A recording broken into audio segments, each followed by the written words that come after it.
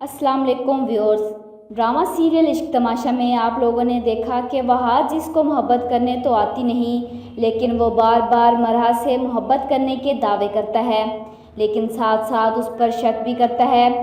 वहाज जैसा आशिक को मरहा जैसी लड़की डिज़र्व ही नहीं करती।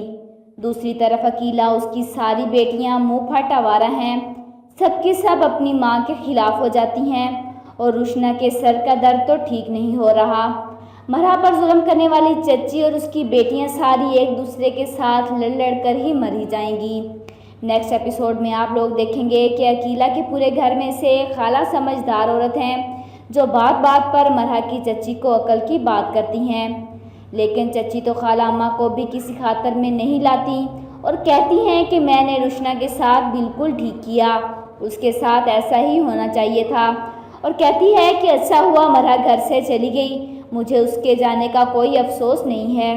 ये सारी बातें वहाज सुन लेता है, लेकिन अफसोस वहाज मरहा की नज़रों में अपनी इज्जत खो चुका है, क्योंकि जहाँ एतबार नहीं वहाँ मोहब्बत की कोई गुंजाइश नहीं। दूसरी तरफ रुशना के ख्वाबों का शहजादा अपनी शहजादी को ज़रा भी घास नहीं डालता, बल्कि उससे दूर भागता है। रुशना इस बात से चिढ़ जाती है और मेहराब से पूछती है कि आप ऐसा क्यों कर रहे हैं, क्यों आप मुझसे इतनी नफरत कर रहे हैं। मेहराब कहता है कि तुम सिर्फ नफरत के काबिल हो।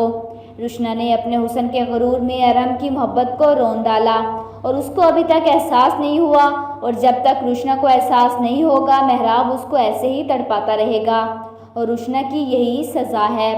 मरहा तमाम परेशानियों से हटकर हॉस्टल रहने आती है। इन सब बातों से अनजान उसकी दोस्त उसको नॉर्मल लाइफ जीने का कहती है। उसको खुश रखने के लिए उसको शॉपिंग पर लेकर जाती है। वहाज मरहा को देख लेता है और मरहा भी चोरों की तरह भाग जाती है।